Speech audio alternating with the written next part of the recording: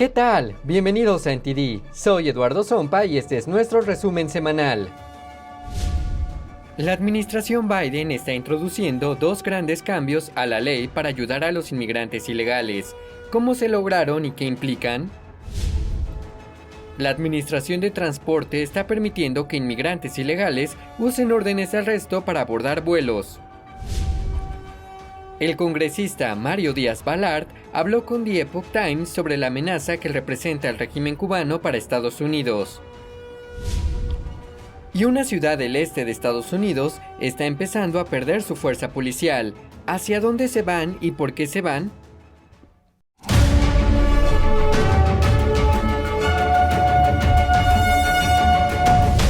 Gracias por acompañarnos en NTD Noticias. Los inmigrantes ilegales están utilizando órdenes de detención para viajar en avión en Estados Unidos. El jefe de la Administración de Seguridad en el Transporte confirmó que esto está pasando y que lleva bastante tiempo así. Aquí están los detalles. El jefe de la Administración de Seguridad en el Transporte, o TSA, dice que este año se permitió que cerca de 1,000 inmigrantes ilegales presentaran documentos de ejecución de inmigración civil, como órdenes de arresto, para abordar vuelos comerciales en Estados Unidos. El administrador de la TSA, David Pekoski, fue designado de nuevo por el presidente Biden para un segundo mandato de 5 años. En su audiencia de confirmación el jueves, el senador republicano Josh Hawley le preguntó cómo la política de la TSA cumple con las leyes estadounidenses que penalizan la entrada irregular en el país. El senador también quiso saber por qué no se llama a los directores federales de seguridad en estos casos. They will bring in the federal security director if needed. Why would that person not be needed if you have someone who's an illegal immigrant? Right. So we aren't looking at whether a person is legal or illegal in the country. Our function is to make sure that... Why not? Because our role is to make sure that people that might pose a risk to transportation that's significant enough to either require enhanced screening or to not allow them to fly, that the proper... So your position is someone who is known to have violated the laws of the United States does not thereby need enhanced screening? You're not concerned about this person as a security threat? Sir, there are people every day that violate the laws of the United States that fly. We look for things that are related to transportation security. El senador Hawley también dijo que no ha recibido respuesta de Pekoski en una carta que le envió en enero. En la carta, Hawley decía que la política de la TSA es contraria al Estado de Derecho y que debería ser revocada inmediatamente. En sus palabras, el objetivo de una orden de arresto es que la policía busque y detenga activamente a los delincuentes. Esta inversión distópica sobrepasa el punto de lo absurdo, ya que las políticas radicales de apertura de fronteras intentan lograr lo contrario de la misión principal del DHS, detener a quienes cruzan nuestras fronteras ilegalmente. Pekoski dijo que respondería a la carta antes del 22 de julio. Un funcionario de la TSA dijo a The Epoch Times en enero que la agencia tenía esa política desde su creación tras los ataques terroristas del 11 de septiembre. El funcionario dijo que creía que los agentes de la TSA no tenían autoridad para detener a extranjeros ilegales. Mientras tanto, cuando se cuestionó al ICE sobre si los agentes de la ley que no son del ICE podían hacer cumplir las órdenes de arresto, se negó a responder a la pregunta. El gobierno de Biden está introduciendo dos grandes cambios para ayudar a los inmigrantes que llegan a Estados Unidos, aunque muchos de ellos lo hacen de forma ilegal. El presidente realizó los cambios en la política de inmigración reinterpretando la ley federal.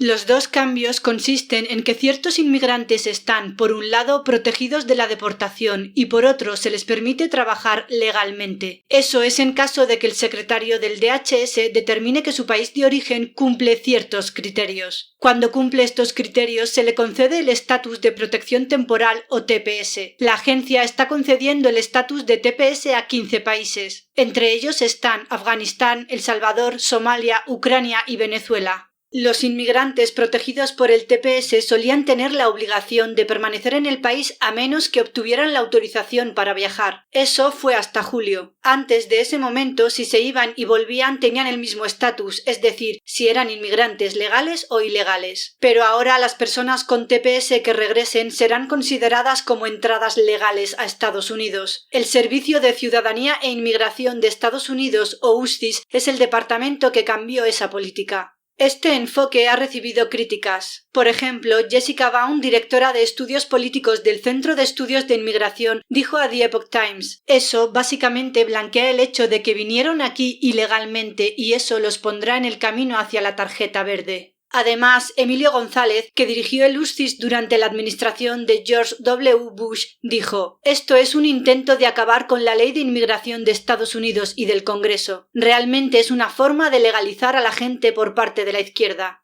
El USCIS informó que el cambio se debió a 3 cosas: una decisión de la Corte, la directriz de los abogados en el DHS y una evaluación de la política. La Corte Suprema se pronunció al respecto el año pasado. Dictaminó que las personas con TPS no pueden entrar con el propósito de convertirse en un residente legal permanente. Fue una decisión unánime. La jueza Elena Kagan, nombrada por Obama, escribió: «La concesión del TPS no subsana la entrada de un extranjero sin inspección, ni constituye una inspección y admisión del ciudadano extranjero». Pero el USCIS encontró una laguna legal. La letra pequeña de la sentencia de la Corte decía que no se aplicaba a los inmigrantes puestos en libertad condicional. El secretario del DHS puede conceder la libertad condicional a un inmigrante, lo que le permite entrar o permanecer en Estados Unidos legalmente. Y el USCIS citó una sentencia del Quinto Circuito. Dijo que si un beneficiario del TPS sale del país y regresa, debe ser admitido y tratado como un inmigrante legal, incluso si originalmente entró ilegalmente.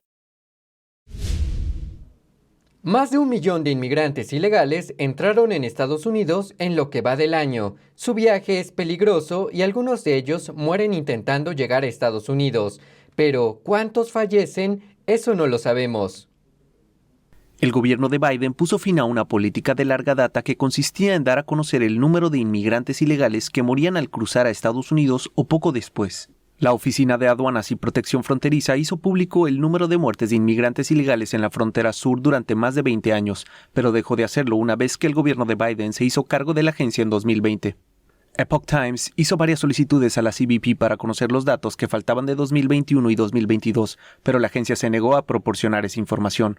Los datos publicados de la CBP mostraban que casi 250 inmigrantes ilegales murieron cerca de la frontera durante 2020, mientras que 300 murieron en 2019. Según datos no publicados de la CBP obtenidos por The Epoch Times, tan solo en el mes de junio más de 110 inmigrantes ilegales murieron al cruzar el país o poco después.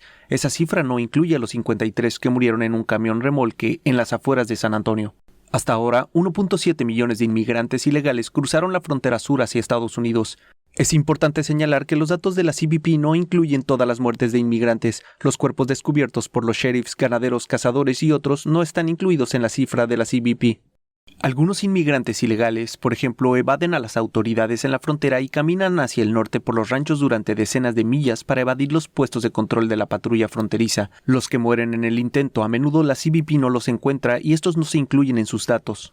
Mientras tanto, algunos agentes de la patrulla fronteriza están culpando a la administración de Biden por hacer su trabajo más difícil. 4 agentes fueron falsamente acusados de azotar a los inmigrantes ilegales mientras iban a caballo el año pasado. La afirmación fue repetida por el presidente Biden y los medios de comunicación, pero una investigación interna descubrió que los agentes no azotaron a ningún inmigrante. Aún así, los agentes fueron castigados por gritar a los ilegales para que se detuvieran y por utilizar una frecuencia de radio equivocada para comunicarse con la estación de patrulla. Algunos dicen que solo se les castigó para calmar a la opinión pública después de que el presidente y los medios de comunicación repitieran las acusaciones falsas sobre los latigazos.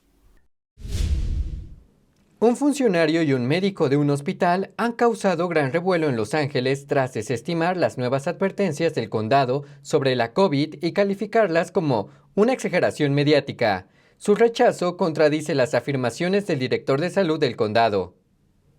Los Ángeles contaba con uno de los mandatos COVID más estrictos de California y el Departamento de Salud del condado podría estar tratando de recuperarlos. Pero el director médico del Centro Médico del Condado de Los Ángeles y de la Universidad del Sur de California dice que todo es una exageración.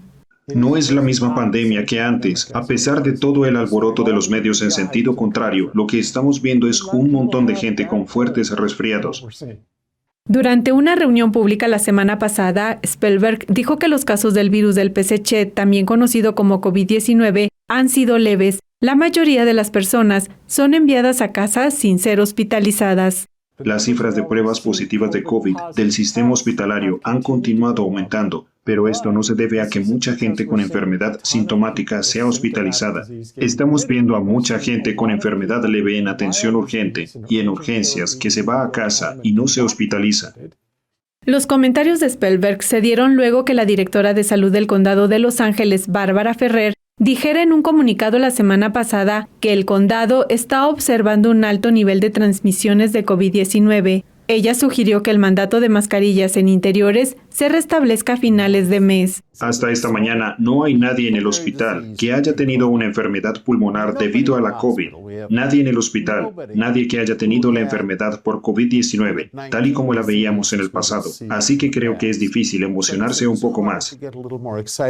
Los servicios de salud del condado de Los Ángeles publicaron el lunes una carta en respuesta al video de la reunión pública. La carta reconocía que las visitas a la UCI por COVID son bajas, citando las vacunas como una razón. Un ex médico de LAC USC respondió diciendo que la carta estaba de acuerdo con los hechos objetivos que sus propios médicos dijeron que refutan y dejan claro que los mandatos de mascarillas son innecesarios, y añadió: darle un giro basado en el miedo es poco ético en el mejor de los casos y criminal en el peor. Ferrer dijo que si las tasas de COVID siguen siendo altas por 2 semanas, los mandatos de mascarillas podrían volver a Los Ángeles el 29 de julio. San Diego, que en su momento fue una de las ciudades más seguras de Estados Unidos, está empezando a perder su fuerza policial. Hablamos con el director de una asociación local de policías para saber a dónde van los agentes y por qué se van.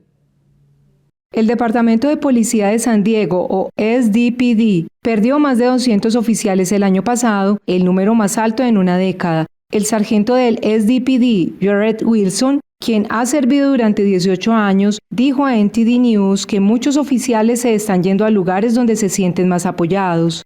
Actually, last fiscal year, we lost 241 officers, and of those, approximately 100 left due to a vaccine mandate. Becoming a big city cop has become more and more difficult, as soft on crime policies have led to a rise in violent crime. Officers are leaving to other jurisdictions where they feel more supportive in the suburbs. Wilson también dijo que nunca había visto índices de criminalidad tan graves y mencionó el aumento de personas sin hogar, el consumo de drogas duras y los homicidios. We're trying to impact these violent crimes. We're trying to enforce the already huge amount of gun laws that are on the books. The amount of violent crime by repeat offenders is on the increase due to poor legislation from Sacramento, like Prop 47, Prop 57, and AB 109 from the last decade.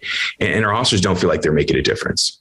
La ciudad está considerando la ley de protección que hará más difícil que la policía detenga o registre a los conductores y sus vehículos. Sus defensores dicen que esperan que reduzca la discriminación racial, pero algunos oficiales no están de acuerdo y dicen que está afectando el estado de ánimo de la policía y obstaculizando su capacidad de trabajar. It's the most anti-law enforcement legislation in America right now. Additionally, it would not allow you to run someone for a warrant that's already been issued by a judge. It would really impact our ability to make traffic stops where we're recovering a huge amount of ghost guns from. And it criminalizes policing in a way that the Supreme Court from both the state of California and the United States has said is completely illegal. Para enfrentar la falta de oficiales, el alcalde de San Diego, Todd Gloria, dijo que confía en que la ciudad está respondiendo a la escasez de oficiales con varias iniciativas que incluyen un aumento salarial del 10% en el próximo año. De acuerdo con los datos del programa Uniforme de Informes de Delitos de 2015, San Diego tiene alrededor de 13 oficiales de policía por cada 10,000 residentes. Los Ángeles tiene casi el doble por habitante y Nueva York tiene más del triple. Un apodo a la congresista Mayra Flores desató indignación entre la comunidad hispana. Le contamos más al regresar.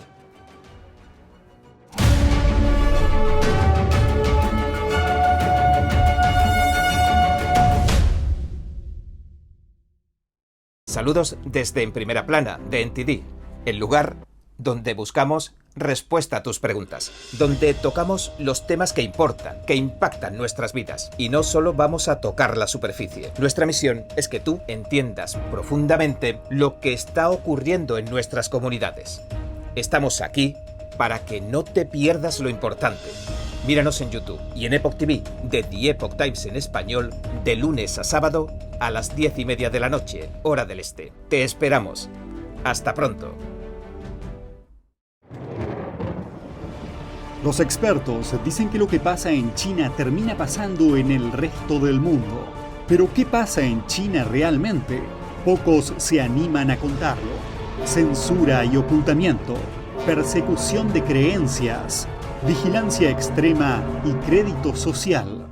Mírelo antes en China en Foco y entérese de primera mano de noticias que le gustaría saber antes que nadie. Mírenos en YouTube y en Epoch TV del Epoch Times en español, de lunes a viernes a las 7 de la tarde, hora del este.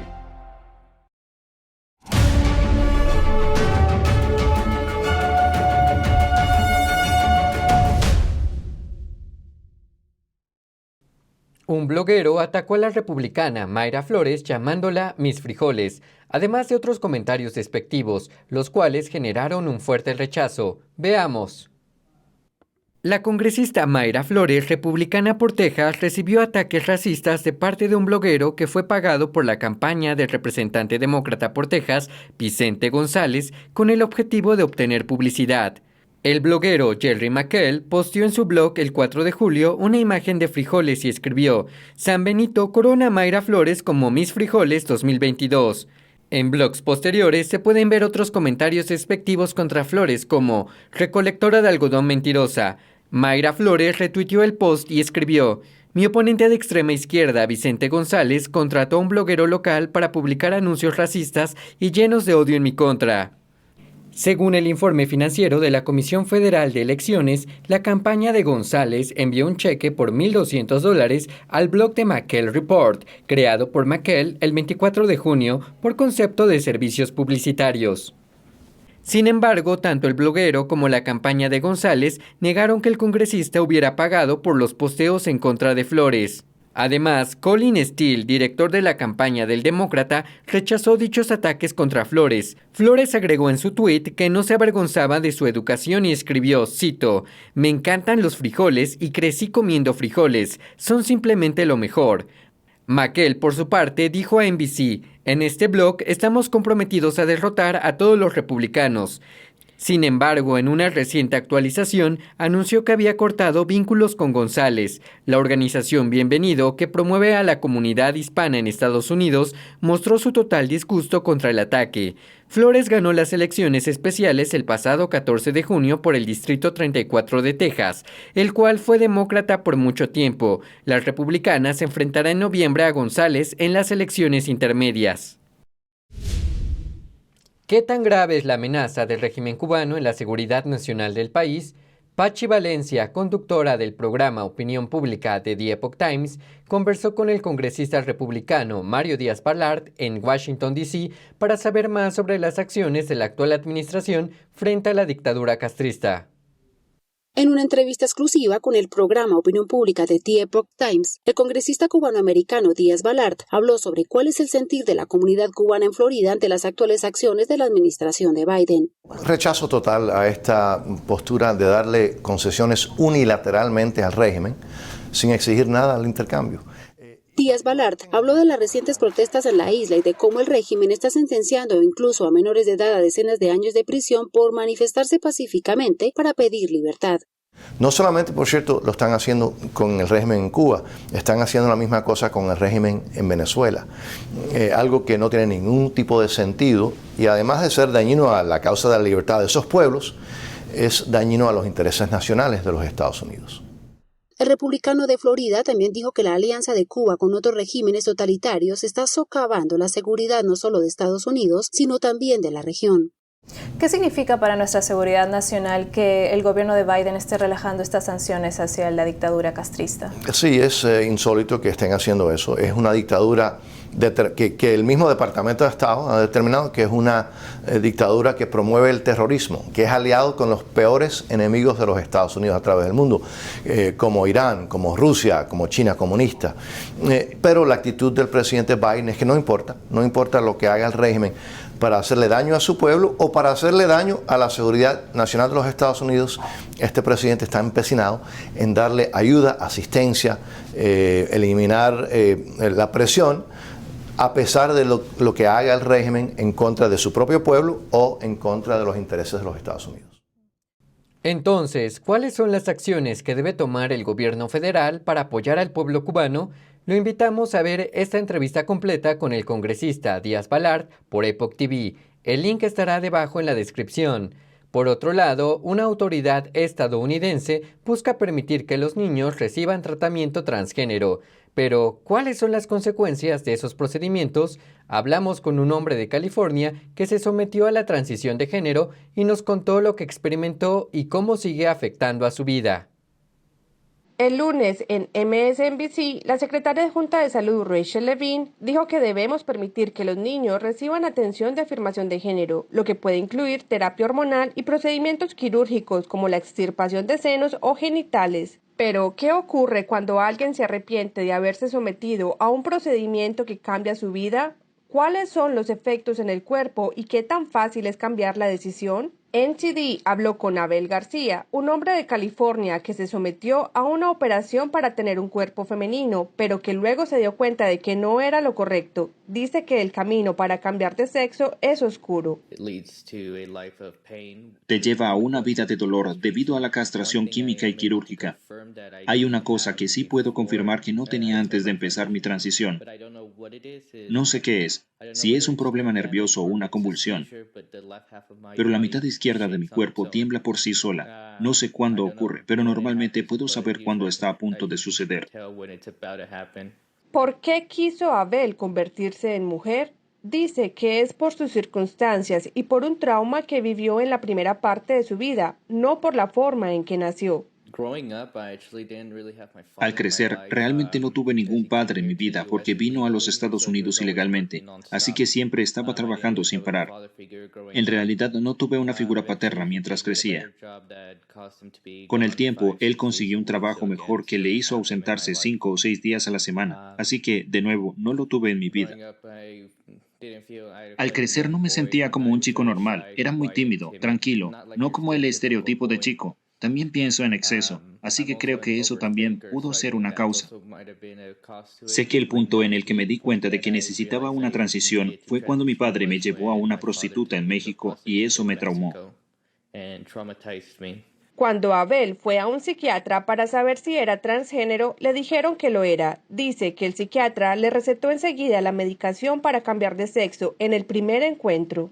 2 años más tarde, se dio cuenta de que había cometido un gran error y quiso hacerla de transición, pero no pudo conseguir que los psiquiatras firmaran para que le quitaran los implantes mamarios, algo que, según dice, requería su compañía de seguros. Dice que los psiquiatras tienen miedo de que el Estado los acuse de terapia de conversión.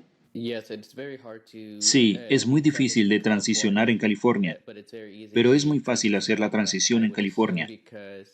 Supongo que eso se debe a que el terapeuta que tuve me ayudó a darme cuenta de que no soy una mujer. Solo soy un hombre. Siempre he sido un hombre. Y supongo que como California es más liberal en su política, no quieren que la gente revierta estas cirugías. Abel dice que todavía no sabe todos los impactos que estos procedimientos tuvieron en su cuerpo, no sabe cómo se vio afectada su fertilidad y dice que sufrió daños en sus genitales debido a la medicación. Hoy en día hay un gran impulso para apoyar a los niños que creen que son transgénero. Sus defensores sostienen que es empático y comprensivo dejarles cambiar de sexo, pero Abel no está de acuerdo. Esta gente te dirá que es muy compasivo dejar que estos niños tomen hormonas. No lo es. Yo solo les diría a estos niños, están bien como son, no son transgénero. Estas hormonas no les ayudarán, estas cirugías no les ayudarán. De hecho, a la larga le causarán más daño a su cuerpo. Abel está ahora creando conciencia activamente sobre los peligros de los procedimientos de sexo cruzado para los niños. Tiene un canal de YouTube y realiza charlas en eventos en persona. Se cumplen 23 años de la persecución del régimen chino a la disciplina espiritual Falun Dafa. ¿Cómo conmemoran esta fecha los seguidores de esta práctica? Le contamos más al regresar.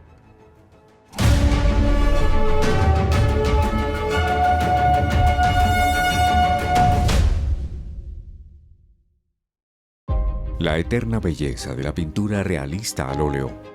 Magnífica, expresiva e inspiradora.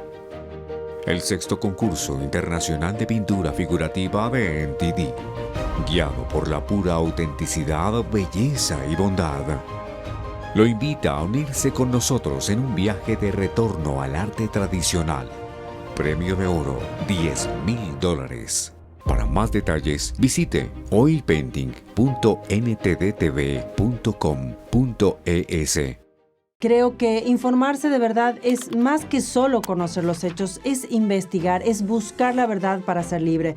¿Quieres saber más? ¿Quieres llegar a la fuente? Venga con nosotros al Descubierto, un programa donde no solo compartimos las noticias, sino que también vemos los hechos desde diferentes ángulos y de manera imparcial. Suscríbase gratuitamente a nuestro canal Al Descubierto y usted podrá tomar una decisión informada. Lo esperamos de lunes a viernes en YouTube y en Epoch TV, 19:30 hora del este.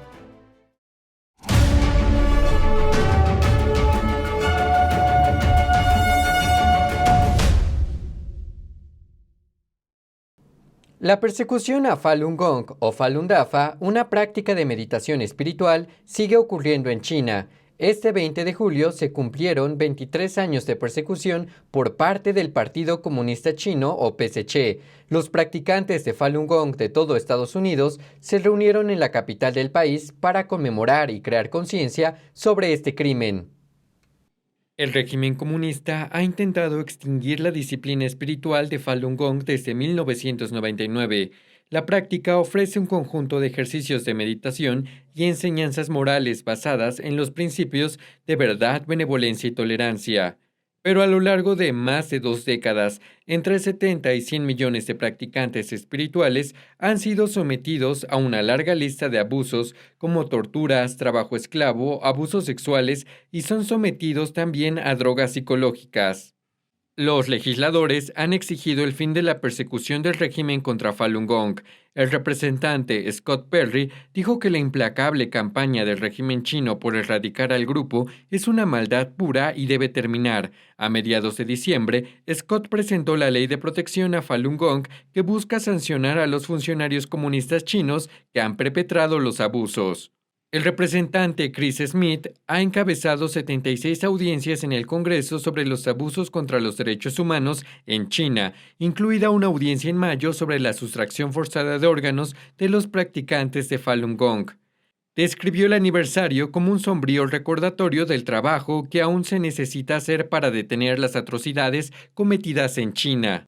El senador Marco Rubio dijo en un comunicado: «Hoy recordamos solemnemente las innumerables almas que se perdieron en esa repugnante campaña, así como las muchas más que han sido trágicamente sometidas a horribles abusos, trabajos forzados, torturas y cosas peores en los años posteriores».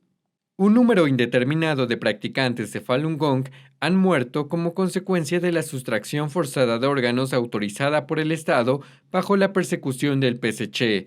En mayo, el Parlamento Europeo aprobó una resolución en la que condena lo que denomina sustracción de órganos persistente, sistemática, inhumana y autorizada por el Estado. La Alianza Interparlamentaria sobre China, AIPAC, de carácter multipartidista, dijo que elogia la valentía de todos los que se han opuesto a la persecución ejercida por el PCC contra otros grupos religiosos y étnicos en China, incluidos los budistas, tibetanos, cristianos, uigures y otros grupos turcos predominantemente musulmanes. La AIPAC es un grupo internacional de legisladores multipartidistas que están presionando para que los países democráticos adopten una postura más dura frente al PCC y sus actividades en materia de comercio, seguridad y derechos humanos.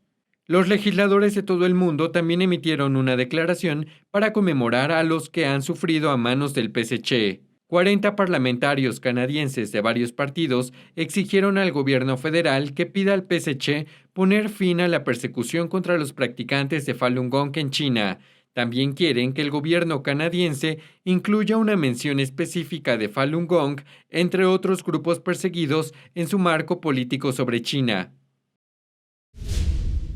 Los republicanos de la Cámara de Representantes están aumentando la presión para tomar acciones con el fin de disuadir al Partido Comunista Chino. Ellos señalan las crecientes amenazas que Beijing representa para la isla de Taiwán y también para Estados Unidos. Iris Tao de NTD tiene más información. As we have learned in Ukraine, deterrence comes before conflict, not after it. El líder del Partido Republicano y los miembros del Grupo de Trabajo del Congreso sobre China piden que se impulse la venta de armas a Taiwán y dicen que es por el bien de Estados Unidos. We need to arm Taiwan right now. General MacArthur said Taiwan in the hands of the communists would be an unsinkable aircraft carrier and submarine base, ideally located to accomplish offensive strategy. La mesa redonda del miércoles se llevó a cabo en medio de las advertencias de Beijing de que tomará acciones contundentes si Nancy Pelosi visita Taiwán para mostrarle su apoyo, un viaje que, según Biden, pero los legisladores dicen que Estados Unidos tiene que disuadir la progresiva agresión del régimen comunista. Hong Kongers being beaten by police, Uyghurs men, women and children forced into concentration camps, and Taiwanese citizens being threatened with military incursion. The CCP has shown itself to be ruthless, aggressive, and evil dictatorship. También están apoyando la legislación para evitar retrasos en la entrega de armas estadounidenses ya vendidas a Taiwán. Before the bullets start flying and people start dying, we will avert a war, but we've got to move quickly. Speed is life in that regard. Mientras tanto, el presidente Biden dijo el miércoles, I think I'll be talking to President Xi within the next 10 days. Y pregunté al congresista Guy Reschenthaler cómo cree que podría plantearse la cuestión de Taiwán. Well, the issue should be brought up, and there should be no doubt with the PLA and with the Chinese Communist Party that the United States will act to defend Taiwan. And the message to the dictator Xi should be clear that we will support a sister democracy. Biden ha dicho en varias ocasiones que Estados Unidos defendería a Taiwán ante un ataque de China, pero funcionarios de la Casa Blanca se han retractado de tales comentarios, y de momento no está claro si los planes de Biden de hablar con Xi se verán afectados por el hecho de que el presidente dio positivo en la prueba del COVID. Informando desde Washington, D.C., Iris Tao, NTD Noticias. Drones chinos están trabajando para agencias gubernamentales de Estados Unidos. Nuevos detalles dicen que departamentos como el FBI y Seguridad Nacional siguen comprándolos. Julián Bertone nos cuenta más detalles al regresar. Agencias estadounidenses siguen comprando drones de fabricación china. Entre estos departamentos se encuentra la Oficina Federal de Investigación y el Departamento de Seguridad Nacional. En una audiencia celebrada la semana pasada, el senador Rob Portman planteó preguntas sobre el tema a dos funcionarios, Brad Wigman, fiscal general adjunto de la División de Seguridad Nacional, y Samantha Vinograd, secretaria adjunta en funciones de la política de aplicación de la ley para la seguridad nacional. El Pentágono prohibió la compra de drones a la empresa china DJI, pero el fabricante de drones era uno de los principales proveedores del ejército estadounidense antes del 2018. Los drones chinos también son ampliamente utilizados por los departamentos de las fuerzas del orden en todo Estados Unidos, incluso en la ciudad de Nueva York. La empresa DJI negó recibir dinero del régimen chino, pero está financiada por inversores respaldados por el Estado. El asunto lleva años haciendo saltar las alarmas en Estados Unidos, pero el problema persiste. Según el Financial Times, se debe en parte a que dos grupos de presión vienen trabajando contra la ley de seguridad de drones de Estados Unidos en el Congreso. Si el proyecto de ley se aprueba, prohibiría al gobierno estadounidense comprar drones chinos. La ley fue presentada a principios de 2021 por el senador Rick Scott. La economía china se contrajo bruscamente en el segundo trimestre de 2022. El declive pone de manifiesto el colosal peaje que supone para la actividad los cierres generalizados por COVID-19 y apunta a una presión persistente en los próximos meses por el oscurecimiento de las perspectivas de crecimiento mundial. Miremos lo que ocurre. Entre abril y junio, la economía china sufrió una fuerte contracción a causa de la política cero COVID del país, con un retroceso del 2,6% en el segundo trimestre en comparación con el primero, según datos oficiales del viernes. Se trata de uno de los peores resultados de la segunda economía mundial desde que se iniciaron las series de datos en 1992. Las cifras ponen de manifiesto el grave costo que los confinamientos generalizados suponen para la economía, mientras Beijing prosigue con su táctica de lucha contra COVID-19 en medio de nuevos brotes. Las cifras del viernes superaron las expectativas de un descenso más modesto del 1,5%. En términos interanuales, el PIB del segundo trimestre creció un 0,4% por debajo de la previsión de un aumento del 1%, según un sondeo de Reuters entre analistas. En marzo y abril se impusieron cierres totales o parciales en los principales centros comerciales de China, incluido un cierre de 2 meses en la capital comercial del país, Shanghai. Las ventas por menor mostraron signos de mejora en junio tras el levantamiento de las restricciones. Sin embargo, los analistas no esperan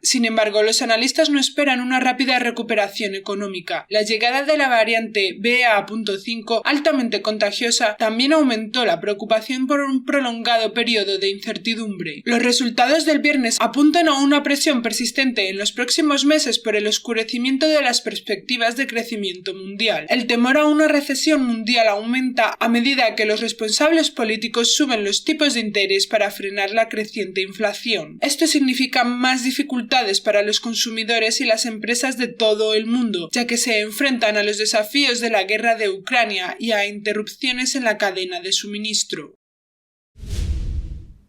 Gracias, Julián. Hasta aquí nuestro resumen semanal.